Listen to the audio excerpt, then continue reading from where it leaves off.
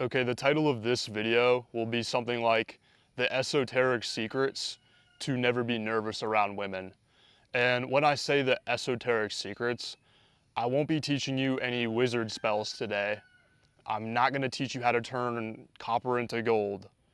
When I say esoteric, I mean only a small number of people understand what I'm about to talk about and reveal to you today. Okay? And so why am I uniquely authorized to talk about things like this, you might be wondering? Well, the reason is because I read books when I could have been playing pickleball, okay? I went outside and I talked to women when I could have been inside eating peanut butter and jelly, okay? So that's the reason why I'm able to talk about this stuff. And so now you continuing to watch this video, I'm gonna take that as an agreement that you agree to be sufficiently red-pilled if you continue to watch this.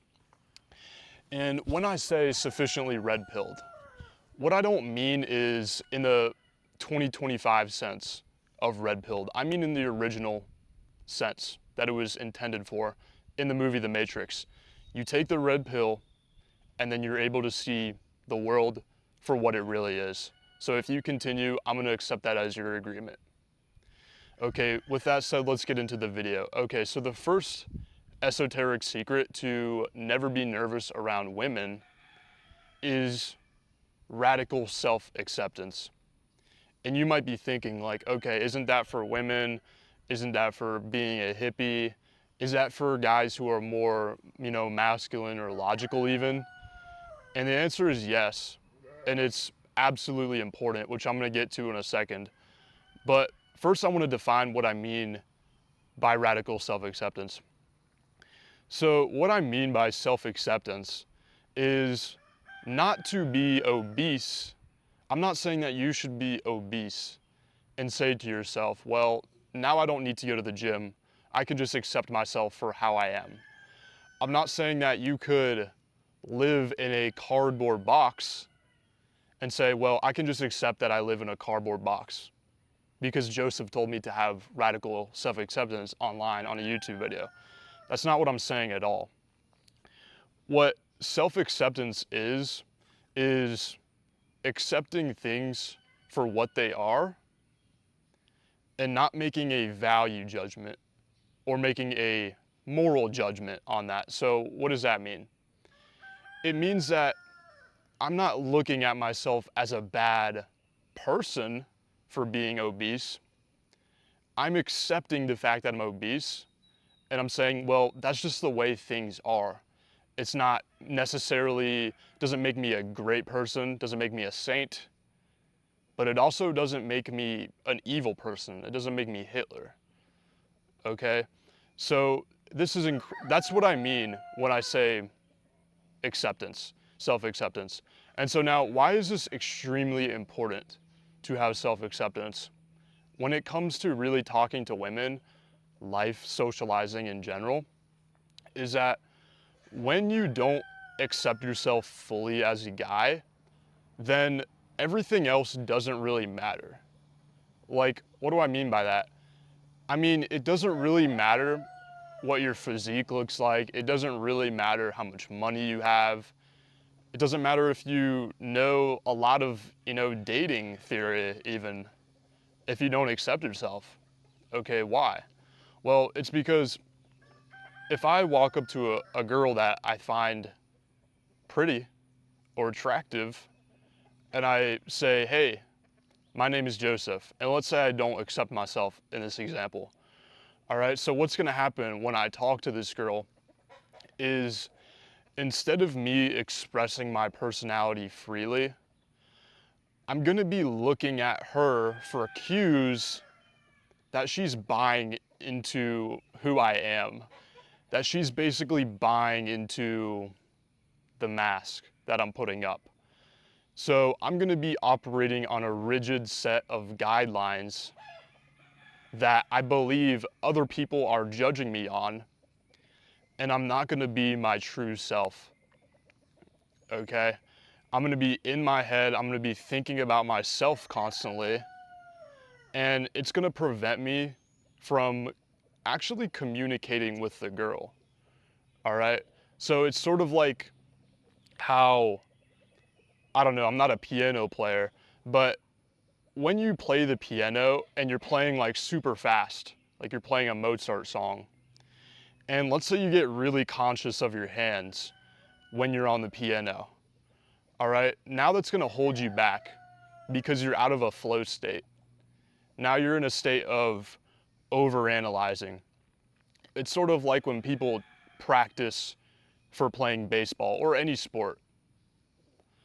All right, you practice the sport, and then when you go into the game, you're not even really thinking about it. Okay, yeah, you know what play you're supposed to do, but you're not thinking, okay, I'm gonna stretch my hand 45 degrees and catch the ball, right? So what I'm saying here is, if you don't accept yourself fully, then you're getting in your head and you're subcommunicating low value, even if you have high status. So here's the thing about acceptance, and this is a deep topic, guys. I could go on this for hours, but here's the thing about acceptance, and here's the thing about your relationship with yourself and your mind. Okay, so some things are evolutionary, right? So some things are like, maybe if I have big muscles, that might signify strength. Now, some things when it comes to attraction is literally your relationship with yourself. So your psychology. So here's what I mean by that. So let's say that I am a congressman and I'm in the House of Representatives. Now, that's a pretty good position. I mean, I'm literally making laws for the country. I have a title. I'm a Congressman Smith now, right? But I could be, at the same time, I could still say to myself, Joseph, you're a failure for not being a senator, all right? So it really, even if you have the status, if you don't have the relationship with yourself figured out, then it sort of offsets the status. Not fully, but definitely a lot. Like, I could be the vice president of a bank, and I could say, Joseph, you're worthless. You should be the president by now, right? It's because I didn't accept myself fully. So, this is one of the things along with communication that creates massive charisma. Have you ever met somebody who accepts themselves fully, like in their life? It's almost magnetic and then it rubs off onto you. The first time that I figured out that I didn't accept myself was when I was around someone when I was younger. It might have been a girl. And she would make a stupid mistake, like drop something on the ground and then it exploded. Like, let's say it was like a vase, and she would drop it on the ground and it exploded. Well, if that was me in that situation and I dropped the vase, I would have been really pissed at myself. I would have been beating myself up for hours or days after that. I would have said, Joseph, you're so stupid for dropping that vase. You're a beta male. You couldn't even hold the vase. Wow, you're a terrible person even. See, now I'm making value judgments. You're a terrible person because you should have cared more about that vase. That was really, and let's say it was somebody else's vase. You really messed their shit up. They paid good money for that. That's what I would have said to myself when I was younger. Now this girl who would have dropped the vase, she would have been like, oh, that's okay, I dropped the vase. It's all right. So notice how the girl was able to get over it so much quicker than I was, and she didn't assign value judgments to herself. That's when I realized that I had a problem with how I was talking to myself in my brain. And once again, guys, I could go so deep on this stuff. If you're a guy who wants to start getting more dates, or you want to start developing more charisma, and you might want to work with me personally, click the link below, and then there's going to be a video that talks a bit more about that kind of stuff. All right, so that's kind of self-acceptance. The next one is not idolizing women for their looks. Now, this one is really tough. It's really tough. See, okay, let me pose to you a question. Why is it that when you talk to a girl who's less attractive, maybe she's even ugly or fat, all right? Why is it that when you talk to her, you are so much less nervous than when you talk to a very attractive girl? Okay, why is that the case? Well, the truth, like the absolute red pill deep down case to that, it's because the girl who looks more attractive we value more, all right? It's just what it is, guys. And that's because of evolutionary programming, all right? So you don't need to feel bad about that once again. It's just the way it is. We see the girl, she's very attractive, and there's some things that have developed throughout evolution that tell us if we mate with this girl, it's gonna produce better offspring. Cycle repeats, evolutionary psychology, right? So either way, we find that girl attractive, and there is that evolutionary component to it. Now, with that said, I do believe there is a cultural component to it where these things get overblown to proportions where we start idolizing women, and it makes us more nervous than we have to. I do believe there's a component to it where in media, in marketing,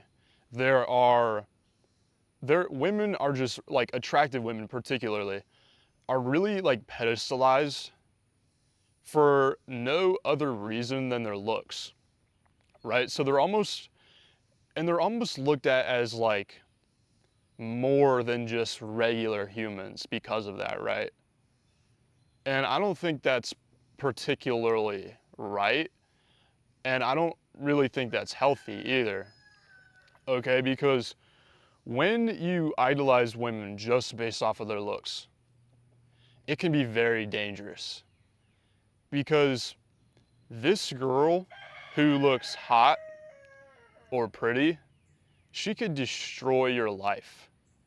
That very girl, based off of her personality, based off of how she was raised, and who she is as a person.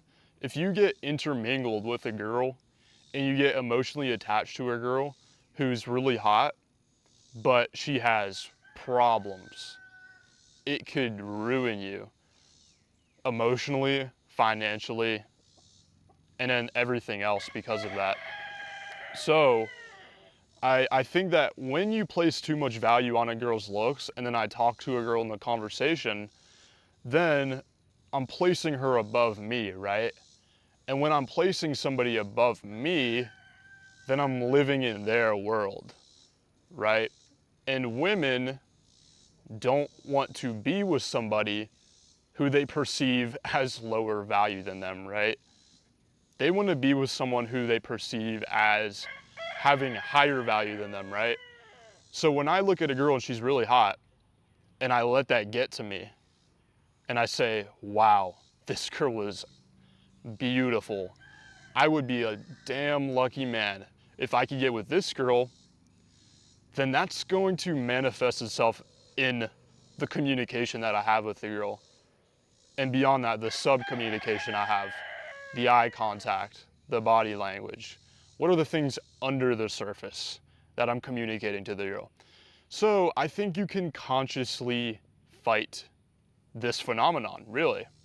And I have a little exercise that I give to guys that I know and that I help is next time you're in the gym or next time you're in a place where you see an attractive woman or a woman, I want you to look at that girl's looks simply for what they are.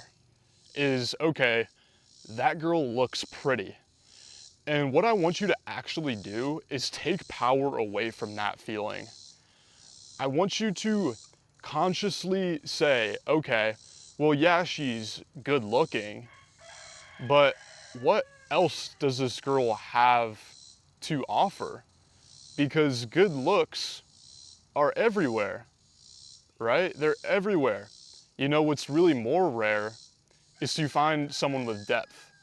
So, and I'm not saying to knock a girl down, but I'm saying to look at it in a more red-pilled, realistic way, like how things really are, right? Okay?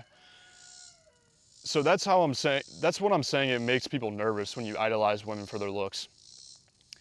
The next esoteric secret that will cause you to not be nervous around women is visualization. All right, just bear with me here because I'm gonna tell you why this is massively important. All right, visualization. This is where you visualize yourself having success.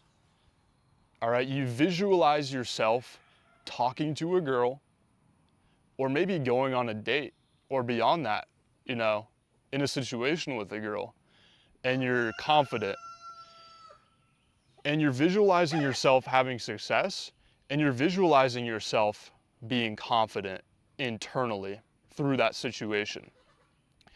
And you do it very vividly so it becomes very real in your visualization. Now, why is this effective? Why does this work to make you less nervous and to make you more confident around women? Well, the reason that this works is because your brain can almost not even tell a difference between a really good visualization and reality.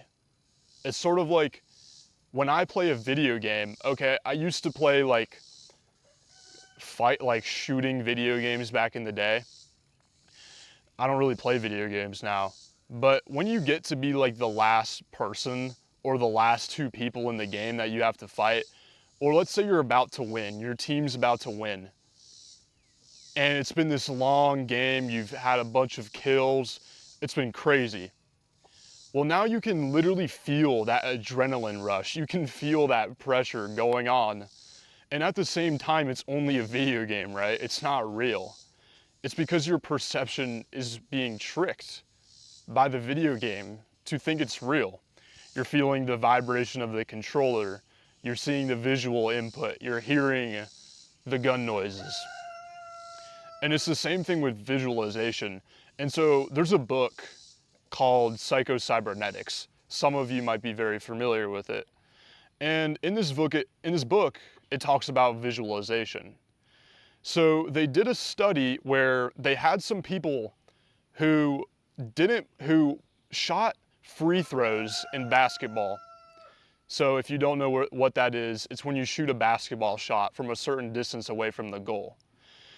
And what they did was they had one group of people visualize themselves shooting the free throw successfully for like a week or something without even shooting a single shot. And then they had another group who didn't shoot a shot or didn't visualize for a week or something. And they tested both groups after, the one group who visualized and the one group who didn't visualize. And there was another group who did the real practice, who actually shot free throws. And they found that people who just visualize themselves being able to make a basket without even shooting it, they increase their free throw percentage significantly.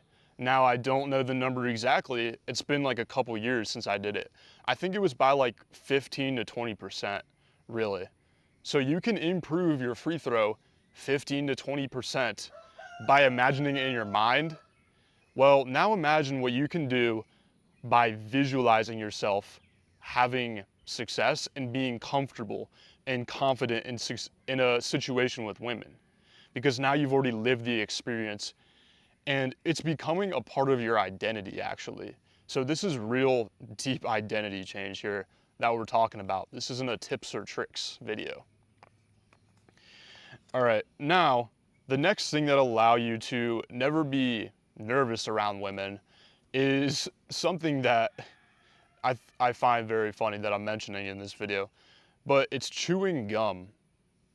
It's literally chewing gum, okay? Let's say I'm going out on the town and I'm like about to go meet some chicks.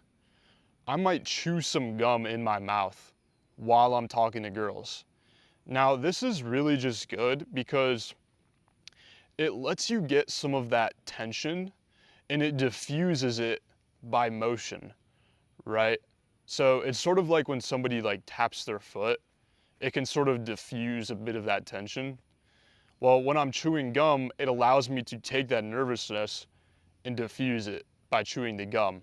Now, here's another thing that works that I don't even know why it works, but holding a bottle of water when you go talk to women, or it's sort of like when you're in the bar and you might be like holding like a drink maybe. If you drink, I don't drink. But let's say I'm out on the town, I'm holding a bottle of water like this. For some reason, it makes guys less nervous.